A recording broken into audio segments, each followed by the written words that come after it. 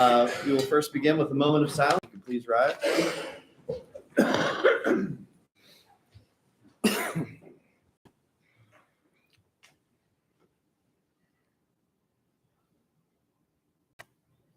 right, we'll go on to the pledge. Mr. Barton.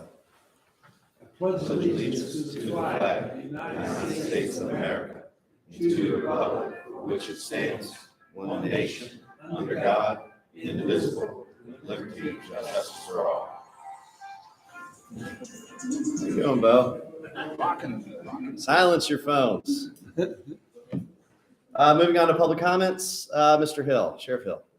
You're good? All right. Is there anyone else who wishes to speak in public comments? Hearing none, we will now close the public comment section of this agenda.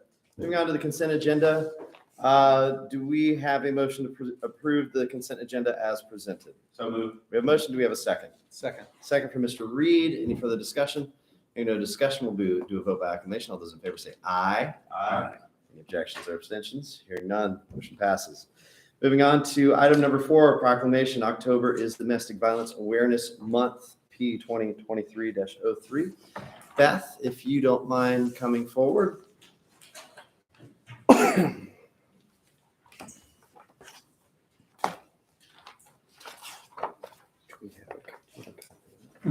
you read it after this? Good afternoon.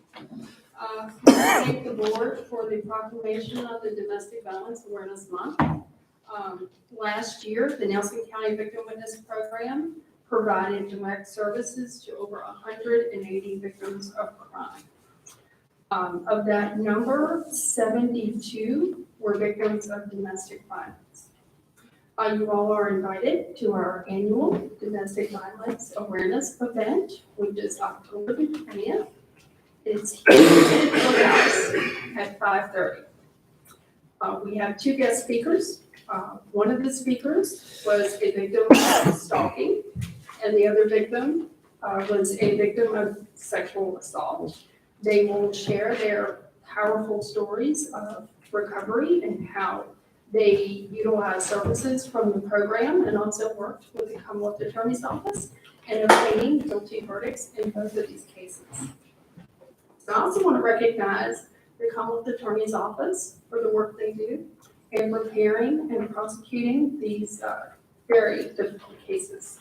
So thank you, and I look forward to seeing you all October 20th at our event. October 20th at your event, and is that in this room or It's going to be on the courthouse lawn. courthouse lawn? October what? October 20th at 5:30. All right, courthouse lawn out front then. Yes, thank you. Thank you guys so much. Just really briefly, Mr. Chairman, if I may, just a shout out to our law enforcement partners as well as our victim witness advocate for all the work they do on this as we have it. It's a full team effort that we have. My office is grateful for the partners we have on doing this, especially with Beth. She is our North Star in dealing with this. We're grateful to have Beth Phelps as our victim witness advocate in this. She has been absolutely tremendous. So just again, thank you for all the support from all our agencies we do have. Thank you. All right, we have a proclamation. Mr. Reed, do you mind making a motion? I'll be happy to, thank you.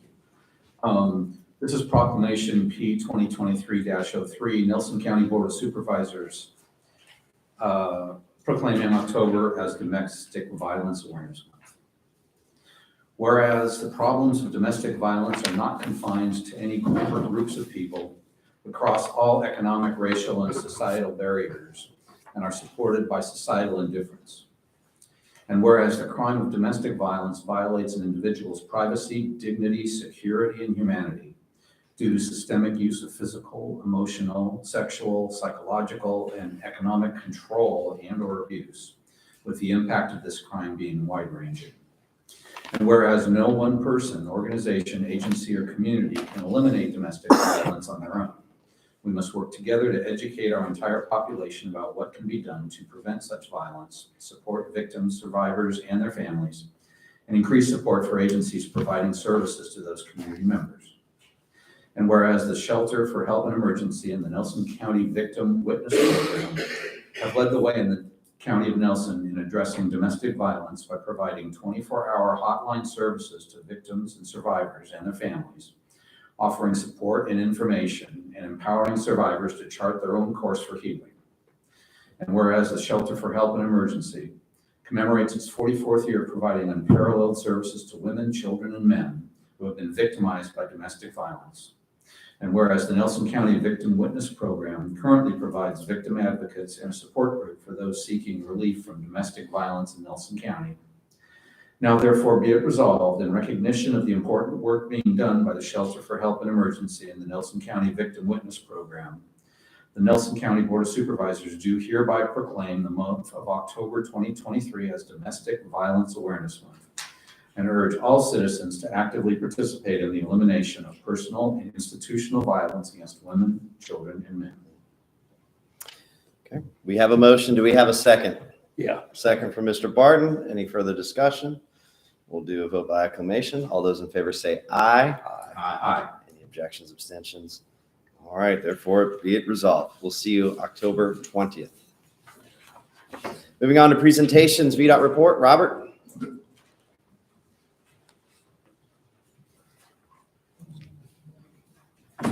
Thank you, Chairman. I have a few things to report on. One thing that's been hanging out for a while is the County Bridge underpass. I reported to the board a couple of months ago. We thought we might try to get some overheight detection devices out there, but they're very expensive and cost prohibitive. And then we went to looking at how to keep those trucks off of that road. And we are looking at a height restriction on that route. I know times in the past when these trucks would get hung up under the underpass or get there and turn around in one of the neighbor's yards and do some damage, that there was nothing really regulatory that anybody could enforce. But this would be a enforceable restriction. So any of those trucks that come through that now, once we put this in place, they can be ticketed for being on that road. That is the way we're headed with this restriction to help prevent that from happening. Is it going to stop it? I don't know. But certainly if these trucks get hung up out there now under the underpass, whether it's the Sheriff's Department or the Virginia State Police, they can be ticketed if they are over height. That is where we headed with that. Also, we are planning to do our final mowing on our 4-lane, Route 29. That should start October 30th, and that will be a total cut. We are restricted on our cutting this prior to around the 1st of November, so this will be a total cut of all the median and up the shoulders. Just looking at a few things from last month, there was a concern about pavement repairs, rough pavement on Rockfish School Road. That has been repaired. Route 641, Dutch Creek, some pipes stopped up across the road. They were cleaned out. There's also concern about some sight distance or some bushes at 29 and Route 718. They have been cut back some, but we plan to do some additional work there later. And then finally, it was quite a group here last month from Finley Gap Road.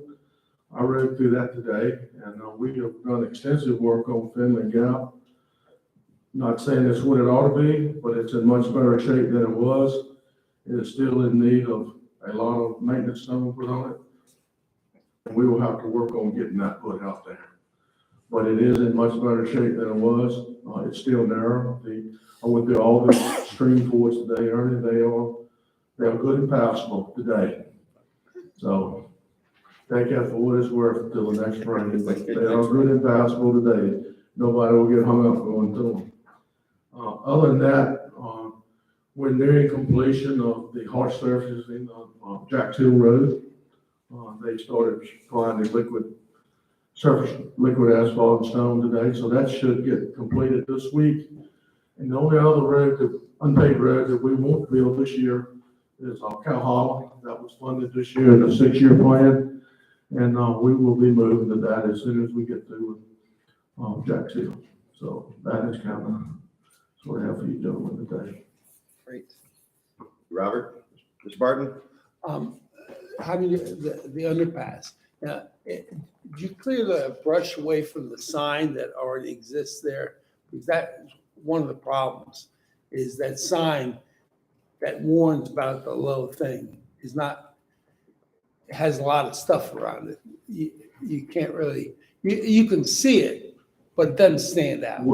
Where's that sign Up at? on top of the hill, before you go down the hill to cross the bridge on the east side. The other thing is it Mrs. Moore's, is it Mrs. Morse, the woman who lives there? Is that her name? I can't remember. What are you talking about? Moyer, Miss Moyer. Could you call Miss Moyer and tell her that if she sees any trucks that are, she should call the sheriff, and the sheriff would send somebody down and pick the person? I don't know exactly when we're gonna get those up. It's in the works. But it will be a height restriction in accordance with section 46.2.1104 of the Code of Virginia. So it's going to be an enforceable restriction. Okay. Any other questions, Mr. Barton? No. Mr. Reed? Oh, well, okay. Update on the 151 corridor study. Do you have anything to share with us? Mr. Reed, that's not really, it's moving on. Mr. Youngblood is really the VDOT person in charge of that, but I do know that it is moving along, and at the appropriate time,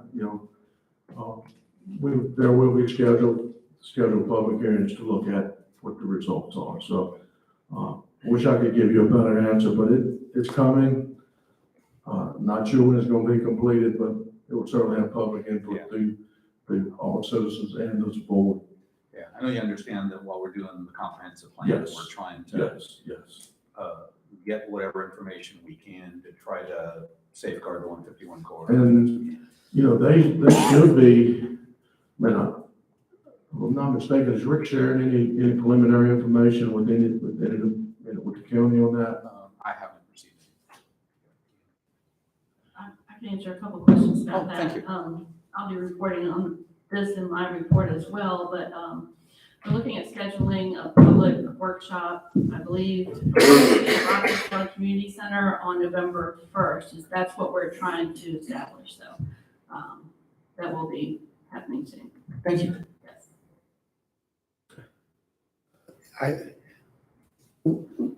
At what time will that height restriction be placed in the GPS thing that goes through? That the reason why so many people come through there? Will the height restriction be placed in the GPS, which is the reason why people come through there? It will be reported to DMV. It will go in their records, and will VDOT put it in some GPS system? I don't think so, because they don't deal with us. They deal with DMV, and any of this restriction, it would go into DMV data bank, and also it would go to the Virginia Truckers Association. They get that information as well. But as far as VDOT put it in, it's calling up a GPS company. No, they don't. No, My turn. Mr. Chairman. Mr. Parr? Thank you. Question for you, Ms. Brown. Not to be overly simplistic, but You mentioned something about an expensive height system detection. Exactly what is that you were talking That about? was just like you see when you have you go some places, you'll see a ballard or something hanging over the top of the roadway that measures height. Then it involves a traffic signal, So something electronic. something electronic. So not to be overly simplistic, but what if we just put something up like a couple of 6x6 or 8x8 posts with a thing across it? If you hit this, you will hit that. You know, you've seen them like before you go into Yeah. a drive-through at McDonald's, and it's got this little thing on a chain, and if you hit that little hangy thing, you're gonna hit that bridge. I mean, I know that's Well, simple, but When- is that realistic? Evidently not, it's realistic to me, but there are traffic engineers, and I don't think it is realistic because I asked them the very same thing. I asked them for an inexpensive overheight detection system, Pretty simple. and of course, what I got was $150,000 plus, Oh, nice. and that's what I got. So, How much the expense is for moving one of those trucks out of the way once they get stuck? I'm just not asking you that question. I'm just, my head, my 10,000. brain goes in that direction. But you gotta wonder what, yeah, exactly. That's well, pretty. here's the thing, if you think about that, there's really no reason for those trucks to be going through that now, because they drive True, what by, they do. and majority of them are coming from Route 60, and there are 3 warning signs. Before you get to 60, as soon as you come off 60, when you get to Greenfield, I think it's Greenfield over at Piedmont, when you get there, it's a place to turn in, it's a warning sign, and it's one before you get to the underpass. I don't think the sign is a problem. I just think that they're following GPS, just like Skip said, and they don't know about it. Yeah. But anyway. The only item that I have, we've discussed Whippoorwill Road over there off of Peavine. And we had that on the 5-year plan, but we realized that there was an issue with the easement. There was an abandoned VDOT easement past interstate maintenance. I wanted us to revisit that and see if there was going to be an opportunity that maybe what the process is to maybe just get a portion of that abandoned easement back into place. If you could follow up with me tomorrow. Oh, Calhoun? No, it's Whippoorwill. Oh, Whippoorwill. Yes.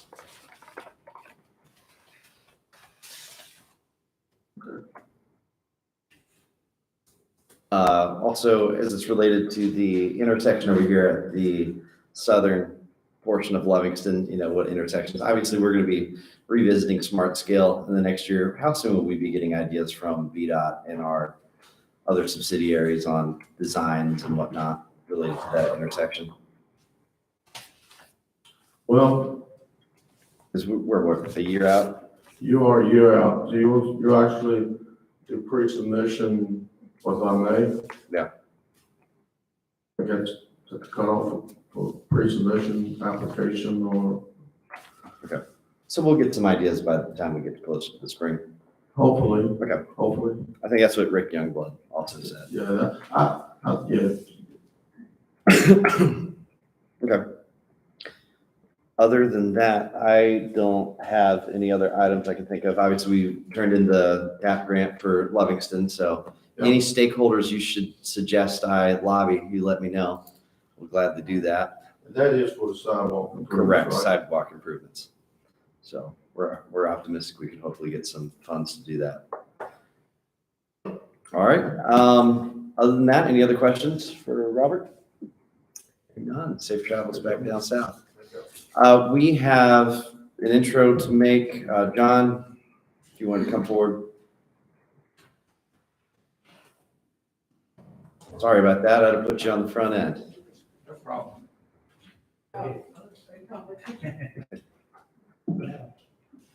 So as most of you know, we've been looking to promote or hire a supervisor for the dispatch center. We interviewed 5 very well qualified candidates, both internal and external. Amy was one of our senior communications officers. She comes to us with over 20 years of experience in 911 dispatch. So we were happy to offer Amy the job and promote her to supervisor here at the DCC. Awesome. Congratulations and Thank you. thank you. Any speech? No, that's okay. Thank you so much for what you guys do. I still have the teddy bear and the button that you gave me. It sits in the front of my car. So We'll order more buttons this year. that's right. Sounds good. Well, thank you guys. And again, you all are the silent heroes on the phone. And I can relate to you guys, unfortunately, in the last couple of weeks. Obviously, I got married recently, and 4 days before the wedding, you know, what's better than a house fire? So thank you. My wife thanks you guys. You know, the whole situation you guys handled so professionally. And it was also interesting to see all of Livingston's equipment and Faubert's equipment in action. So I have an intimate review of all of them. They did a great job. And like I said, those interactions, you know, when it's heightened emotions, and beyond that, when it's, you know, lives are on the line, you all have a hard job and you got to go to sleep at night. So we think about you. I think about you. And if there's anything we can do for you all, let us know. You're the first line of duty before a lot of other people. So thank you. New and unfinished business. Anything else we need to do before that? Are we good? All right, moving on to new and unfinished business. Special use permit 1005 campground. Emily. All right, hi all. We saw this last month, but some of you weren't here, so I'll go over everything. This is a special use permit application for a one-site campground. The owners intend to live on the house on the property and would like to be able to rent out their own personal camper during times that they're not using it themselves. The camper would be, this is the new site plan that shows their new location that they've removed after this doesn't show on the screen. But as you can see there, just above the house is the location where they would put the camper and setbacks and everything. There's no floodplain. The area is residential and agricultural in nature. The zoning is A1. There's accessed by an existing entrance. You have no comments. The house is served by existing utilities.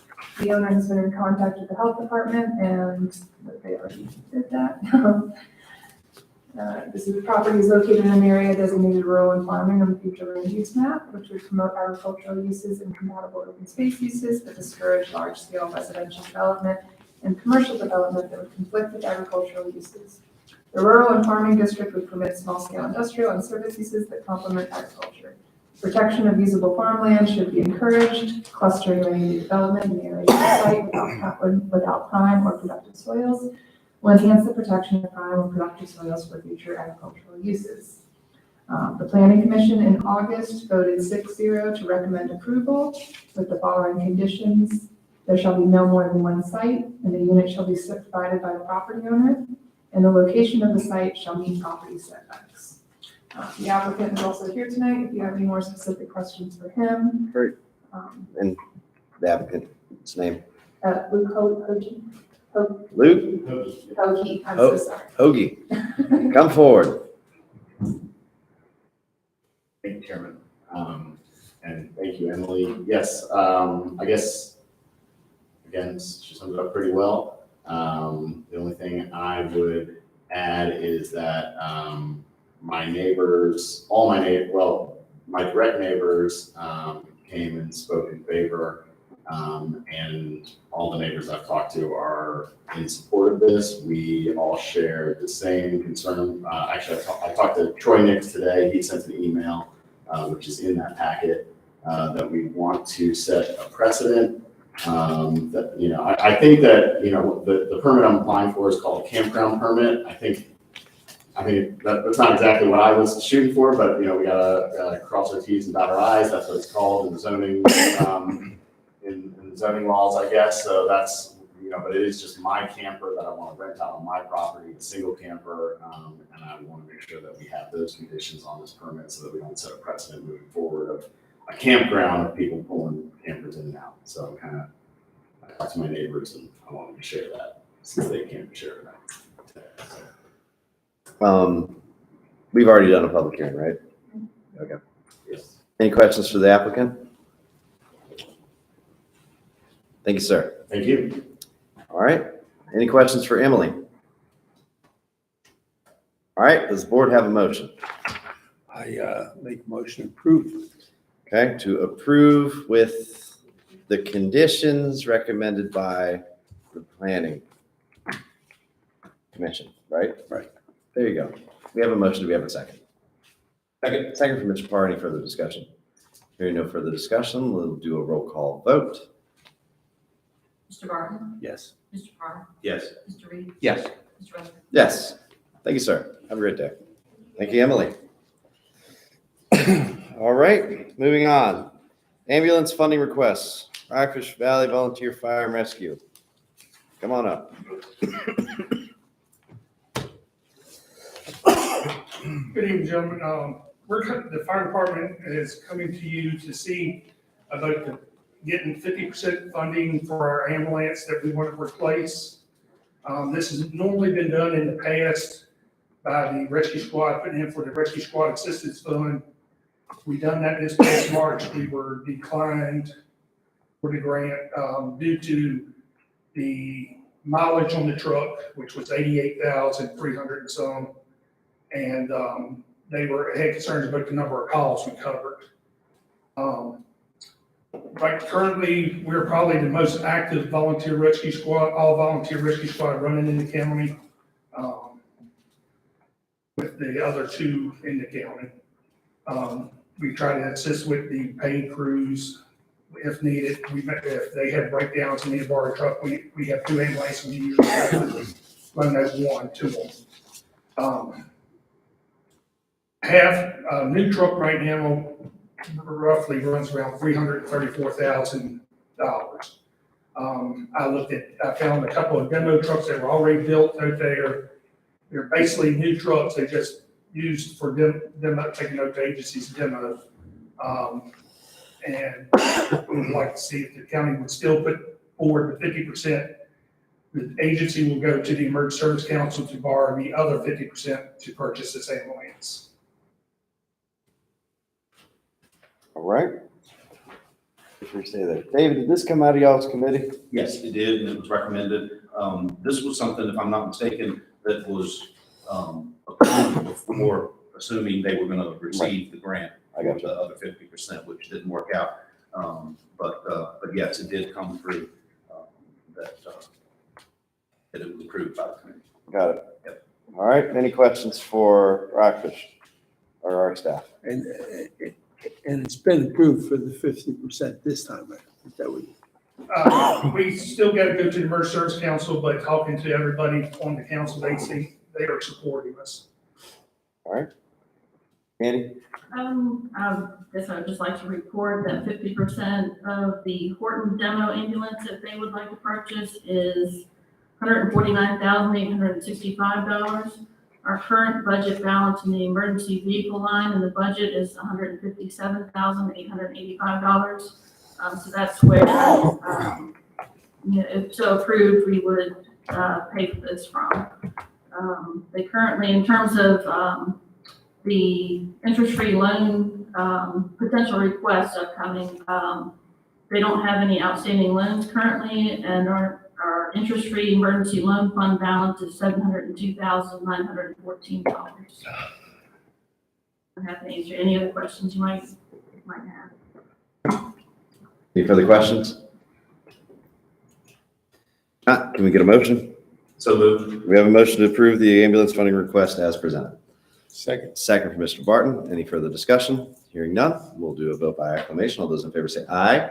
Aye. Any objections, abstentions? Hearing none, motion passes. Thank you, sir. Appreciate it. Thank you.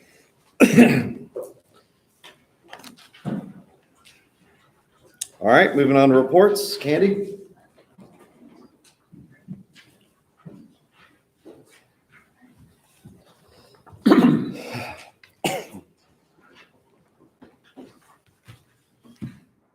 Good afternoon. I'll start off with reporting on the status of our comprehensive plan. Project website, www.2042.com. So the county considered public feedback to date at a joint meeting of the board with the planning commission on September 28th and made some adjustments to plan language that's to be incorporated into a revised draft. Additional feedback from the county and the public will be taken until October 26th. Comments may be left by completing a form on the Nelson2042.com homepage or on the idea wall, or by contacting county staff and supervisors through the date of October 26th. Final edits will be incorporated into a final draft tentatively by December 7th, with public hearings to be held by the Planning Commission in late January and then by the Board of Supervisors in February. And following the Piney River Solar Special Exception in Amherst County that's adjacent to our Blue Ridge Trail, Amherst County held a public hearing on their special exception request on August 17th. They had a revised utility scale solar energy system by Piney River Solar located at 2508 Patrick Henry Highway, and as noted is adjacent to the Piney River Trail. This was then referred back to their Planning Commission for consideration in September. The Amherst Planning Commission recommended denial of the permit, citing inconsistency with the county's comprehensive plan. Their Board of Supervisors will now hold a public hearing on the permit at its October 17th meeting. The county was able to secure a state PSAP staffing recognition grant.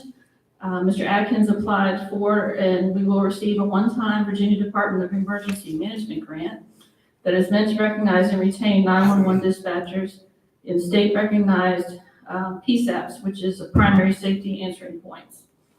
The county will receive $35,000 for this purpose, $2,500 for each grant-eligible position, which for Nelson includes 12 full-time 911 dispatch positions and 2 full-time authorized full-time PSAP managers or supervisors who are also certified and actively work the 911 operations floor. Our project plan and timeline entails paying out $1,250 to each eligible employee in November 2023 and the other $1,250 in March of 2024. The grant is on a reimbursement basis, and appropriation of these funds were included in the October budget amendment for the board's consideration, and which was approved earlier in the meeting. A big thank you goes out to John Atkins for getting our folks this grant that recognizes the excellent work they are doing. Moving on to our courthouse complex tree work. The board authorized essential tree removal work at the courthouse complex, which is planned for October 11th through the 13th, from 7:30 a.m. to 6:30 p.m. daily. For the duration of this work, the primary courthouse complex entrance at Courthouse Square will be closed and parking will be restricted along the rock wall of Court Street down to the corner of the main courthouse entrance. The use of noise-generating machinery and equipment is expected. Notices about this work have been distributed physically and by email to county employees and also neighboring properties, and will be posted on the county's website. We do have AEP out there right now looking at some preliminary work around the utility line. So they're out there right now doing that work. So this reporting on the Nelson County Service Authority term engineering contract. The Service Authority issued an RFP for term contract engineering services. 4 proposals were received, and a unanimous decision was made by the evaluation committee to negotiate a contract with a top-ranked firm. The contracted firm will provide engineering tasks on an as-needed basis as scoped, and is authorized by the Board of Supervisors and in partnership with the Service Authority. The first task to be scoped will be preliminary engineering reports, or PERs, that evaluates the Livingston water and wastewater system capacities. This will also include evaluation of the Dillard Creek area for a water impoundment and treatment plant, and revitalization or modernization of the old Livingston wastewater treatment plant. Staff will advise the board of the cost proposals for this work once those are established. And I'm not naming the firm because I'm not sure exactly where the Service Authority is in the notification process. So, but that is moving along. A small report on the FY24 state budget amendment. We know a little bit more about the salary adjustments included. These were passed on September 16th and contains funding of a 2% salary increase for K through 12 education, and this would be for SOQ recognized positions beginning January 1, 2024. In speaking with Dr. Hester, it's my understanding that the school division intends to provide this increase across the board and can do so within their current budget. State-supported local employees will receive an increase of 2% in their base salary after any approved targeted salary initiatives effective December 1st, 2023.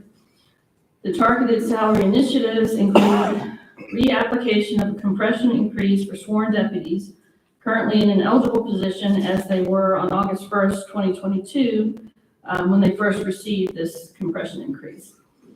It also includes an adjustment for elected sheriffs to account for the state's consolidation of population groups, restoration of unfunded positions in the Commissioner of Revenue and Treasurer's offices at a 50% reimbursement, and targeted increases for Assistant Commonwealth Attorneys and Circuit Court Clerk's deputies. These funded salary increases will increase the amount of reimbursement to the county from the state. However, if applied uniformly to non-state funded positions, it will increase the costs for locally funded positions. Staff is currently analyzing these impacts to be reported to the board for consideration prior to implementation of these pay adjustments. I will note that the State Compensation Board memo on this states that since 2017, the General Assembly language in the budget does not allow for these across-the-board salary increases for constitutional officers and their employees to offset local salary supplement funds. So at one time we thought maybe that was a possibility, but it is not. Then also in terms of regional jail authority funding included in the budget, the state's provision of the 25% funding for the regional jail authority's renovation project was included in the budget amendment. ACRJ is proceeding with scheduling its financial advisors, which is also the county's advisors, Davenport and Company, to present an interim financing strategy to each member jurisdiction for approval. And they are scheduled to present this at the board's November 16th regular meeting. As you were advised last meeting, the county and its partners were awarded opioid abatement authority grants.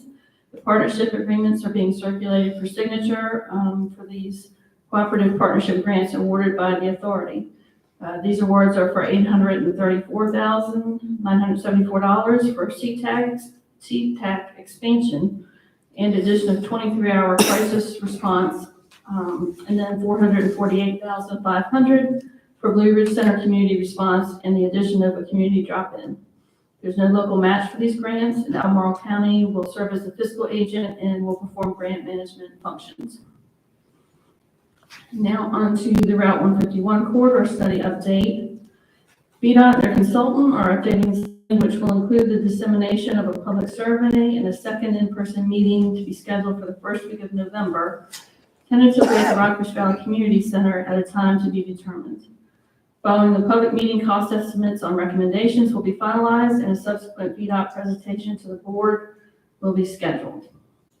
As previously noted, the schedule flows well with that of the comprehensive plan, allowing for its consideration and inclusion in the final draft that will be presented for public hearings in early to midwinter 2023.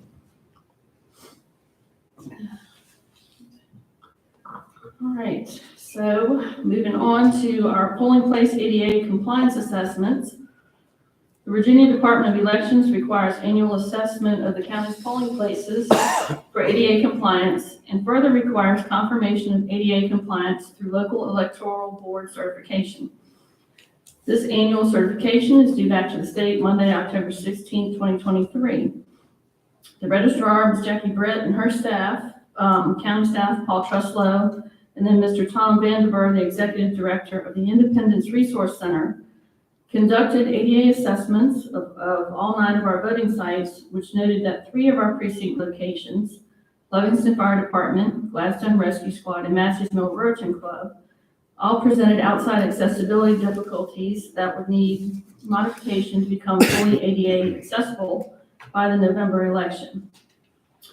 County staff Paul and Billy worked diligently with Jackie and her staff over the last few weeks to obtain the site owner's permission at each location and to implement the required ADA compliance fixes recommended by Mr. Vandiver.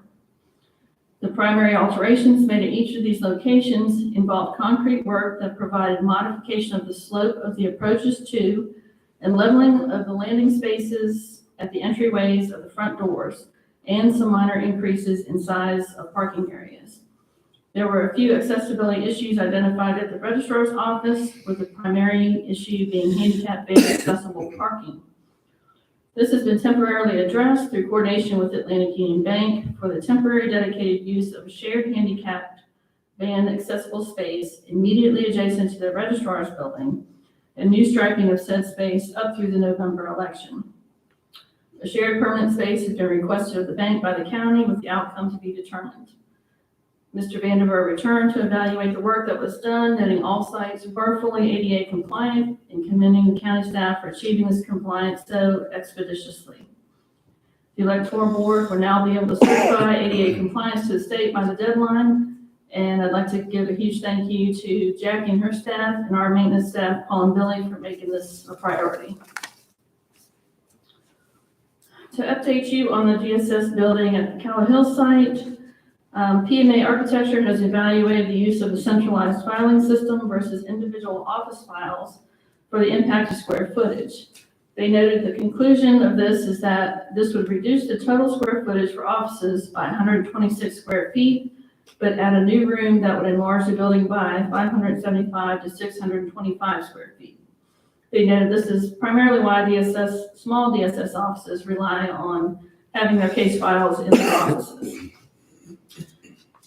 Timmons also reported that the newest site concept has been successful in reducing the footprint of the project from the first concept in 2022.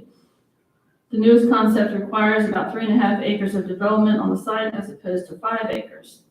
Additionally, if the project only entails social services needs, then the actual development of the site and parking can yield a smaller parking lot and building footprint, which could reduce the site development costs as much as $1 million from the first estimate. And it would also reduce the budget for the building. So PMA has recommended having Downey and Scott update their cost estimate, which I was waiting to see if there was a price associated with doing that. I haven't heard back on that yet, but they do recommend going ahead with that. Simmons also reported, addressing stormwater will either require creating a stormwater retention pond on the site, which may require blasting, or an easier and potentially less expensive option might be to construct this across the other side of Calla Hill if an easement could be obtained or additional land were procured. PMA is working on a design fee proposal to move the project forward from this point through design, bidding, and construction. And happy to take any questions on any of these items. Any questions for Candy at this time? PMA doesn't get themselves in too big of a hurry for anything, do No, they do not. they? No, they don't. We're on year 2. They're really Yeah. dragging their feet. They are, and I probably need to be a little bit more assertive in pushing them along as well. Yeah. So Construction prices only go up. They seem to indicate that they might be coming down a little bit, but it's always a, Yeah. you know. It also appears from their report that they're recommending alternatives that are not things that we are, requested or required or anything like that. And they seem to be not as focused on the outcome as we are. Set it forward. Yeah, I do intend to follow up with them and express my concerns and I mean, try to get it moving in a little bit of a faster and more direct path. at this point, it's, remember when they said we were going to be done? Was it this December? We were supposed to be done, something like that from I think last they year? were supposed to be in, of course, the goal was. to Yeah, be in this by- Christmas. Yeah. We haven't even touched nothing. And we really had minimal site questions to be done. Like, Yeah, we did take a little bit of a detour, there in the beginning, but that was a really quick one.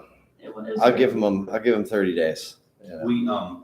We have another DSS board meeting Tuesday. Mhm. If we could push them for an update by then, it would be nice. Certainly. Yeah. Can do that. On the tree, did we look into any options, or are we considering what's happening to the wood for the Well, lumber? we put in the contract that, we reserve the right to retain the first 12 feet of that tree. So we intend to keep the first So we 12 have, feet. so they will be cutting something 12 feet long, and We doing with it? where's it gonna I don't cut? know if it'll be a solid 12 feet or Or at just least, chunks of the 12 feet. and do we know where that, because they're doing it now, do we know where they're gonna? put it? Well, that's AEP out there. They're doing some pre-work around the electric lines. Oh, okay. So the actual work should start tomorrow. Okay. And, I think Paul trusts us to come over and pick up the 12 feet that we're gonna retain and keep it over at the maintenance shop until we decide what we might wanna do with it. And then, going back to the, ADA, polling place and the registrar's office, are we considering any long-term adjustments, changes with the, registrar's office? And is that something that has been considered and I mean, I guess the primary long-term solution is getting the bank to allow us to have a shared parking space long-term. Otherwise, we may need to look at alternate locations, which could be very tricky. I need to abstain from this discussion. Yeah. As I am a property owner. So, I just, So we're definitely looking at options beyond the current location, but nothing concrete at this point. We're still trying to work out a long-term solution with the bank. That's the primary and objective. just out of curiosity, if we, would we have any more leverage with working out that solution if we were the property owner ourselves? I really, don't know the answer to that. We should have significant leverage being a primary, or a large depositor of that institution, is my thought, but, Yeah. I mean, it's not, an overly utilized parking space for them in the first place. that's correct. It would be nice, but Yeah. something to consider. I would like us to. We'll be exploring all options. Thank you. Yes, sir. I'm no longer abstaining from this discussion. Moving on in the agenda, any other questions for Candy before we go into board reports? Hearing none, thank you, Candy. Thank you so much. Board reports, Skip. Well, the jail board did not meet. But I have a question for you, and I don't know who answers that. Normally, it would be a question that I would ask, someone, because that have to do with the Commonwealth's attorney and the sheriff. And normally, what I'm gonna ask, I would ask privately. But I understand at the political forum, this was talked about in a public way by the Commonwealth's attorney. So I feel a need to, because I know there's two sides to everything that comes out, to ask, he mentioned a conflict, some sort. And this, I think, is important to the people of Knox County, that they're aware of what it is, a conflict between the Commonwealth's attorney and the sheriff over working together some way. Now, I'm curious what that is. Do you know what it is? What that conflict is? Or why would he bring that in a public forum? He didn't face opposition. Anybody? I think this is a discussion you can have with him. Well, I could have with him, but I think he made it public, didn't he? I By wasn't saying there. in the My house public. caught on fire that day. Yeah. So, Do you know, are you aware of what that conflict is? My question would be where that political conversation and issue would fall in our realm of supervisors. Well, I during a meeting. understand that, only it concerns the people of Nelson County. Right, and I think that's something that the people deserve to ask questions and find out answers, but I don't know that that's our role in this meeting. Well, I'm not don't- sure, that's why I brought it up to ask. I think we're treading on into territory that doesn't. Yep. Apply to Sticky. this board. I think we're getting into some But politics. we represent the people of Nelson County. And if there is a conflict, I think they should be aware of what that is, that's all, or I agree. It definitely is an issue the public needs to address and be aware of and ask questions. I just question whether, neither of those departments, neither of those entities report to us or fall under our. yeah, I hear what you're saying. I'm not pushing this thing to, Is a hot potato, This is a, but that's just me. if it's That's hot, all I have to you say know about what I'm saying? I would think that those two entities would want to work that out together. And I would encourage them to do that and not make it part of politics. Yeah. So that's all. any other board, you had a jail board meeting? No, we didn't have a meeting. Oh, you didn't? We had one Thursday. When is that supposed to happen anyway? So now that the state's put it in the budget, are we a year out from construction? I'm not exactly sure. I think we're gonna get an update on the timeline Thursday. Yeah, and Thursday's jail the board. next meeting, they're gonna come and explain what they, I mean, the first part is they're gonna request the, interim financing for all the soft costs Sure. involved in the design and all that. And we'll start getting that info for our coming budget. the other part, I've, I didn't run for reelection, so one of you might think about serving on that board, or I could continue to serve on that board. It would be up, it's been a learning experience, and one of you might want to take part in that. Think about it. Yeah, I'd be interested in doing that. All right. Is that all you got? Reed? I got a few things to report. Last month, Candy and I attended the Virginia Association of Counties Region 5 meeting in just south of Richmond. It was at the Beulah Recreation Center, which is a repurposed school that they've now turned into a community recreation center.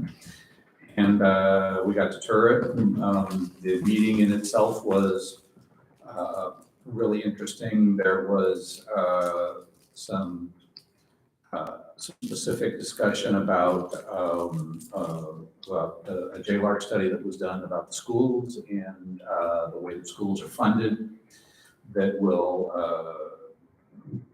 take consideration of how VACO weighs in on school funding going in the future, and for us to consider it to, it's available online. It's called the JLARC School Study, and you could check it out. It's quite detailed. We got a really good synopsis of it when we were there. The other interesting thing is that Nelson County was well represented at that meeting. We had more representatives at that meeting than anyone, with the exception of Henrico County, who was hosting the meeting. So that was fun.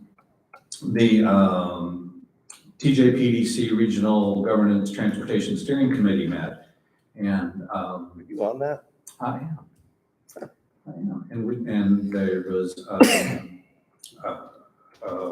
mostly coming up to date on that with the reports have to do with funding and funding alternatives that are available to each of the communities, counties, and cities that are part of that study. How regional improvements could be funded. There were really no surprises. It's the same funding sources that we're used to having, with the possible exception of a state increase in sales tax, which is something that we could all lobby on together. If it was something that we so decided to do, that's something that's still to be determined, but that's in the pot for transportation upgrades and expanding transportation in the area. Had a JABA board meeting that was quite good. I also met with Doug Coleman at the Winter Nature Foundation, talking about the comprehensive plan and how it applied to Winter and the rest of my district. And that's all I've got. All right, Mr. Parr? Both DSS board and emergency services meet on the same day, and I took a personal day last month and wasn't able to attend either, so I'm not to report. But I did talk to them in the minute, much the chair. But thank you all for supporting the ambulance Rockledge. That was Yeah. well supported by the council, and appreciate that. All right. In terms of reports, we had the PDC meeting, nothing major there. Working on more discussion of affordable housing and studies to be done. I imagine we have a little bit of staff turnover, so a couple things might be a little back burner. But as what we did back, I think it was in 2018, 2019, where we did a general survey of housing demand, where rents were a much more intimate level of data than the census could produce, and definitely more accurate.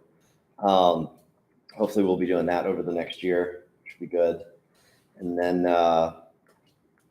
I get to speak at a affordable housing conference over in Stanton tomorrow. For those who are in the know, I'm gonna go speak over there about the housing stock and age of housing stock. So pretty excited to talk some more about that. Beyond that, comprehensive plan is onward and upward. Thank you, staff. Thank the Berkeley Group. We're excited to hopefully be seeing that wrap up, right? Sometime first part of next year, and on to zoning. I think it's important we continue to echo the second part, because the comp plan is only as good as its zoning that follows. So, can't think. Oh, Livingston had a wonderful event this past weekend for those who were able or not able to attend. We had dozens of vendors out. We had great live music. Well-attended. Candy was there. It was really fun. It was wonderful to see the village having some activity, and hopefully as we continue with our ambitions with Livingston, that momentum continues as well. So that's all I have to report. On to appointments. Looks like we got one appointment and one resignation. Amanda? Yes, we received resignation from Dustin Shemp. He's the North District representative for the Nelson County Service Authority Board. So we have advertised, have not received any applications. So if you all know of anyone in the North District that would be a good candidate, please have them apply. Board of Zoning Appeals, we also advertised that as Carol Saunders is the incumbent, and she does wish to serve another term. Sure. So it would be wonderful if you all could reappoint her. All right, great. Can we get a motion to put Carol Saunders back on BZA? So moved. Motion from Mr. Parr. Any second? Second. Second from Mr. Reed. Any further discussion? Hearing done, we'll do a vote by acclamation. All those in favor say aye. Aye. Any objections, abstentions? None. All right, that's all the appointments for this month. Yes. Great. Moving on to correspondence. Skip? No. Ernie? Nothing. David? No, sir. All right, I have nothing to report. Directives. Skip? Ernie? Nope. David? No directives.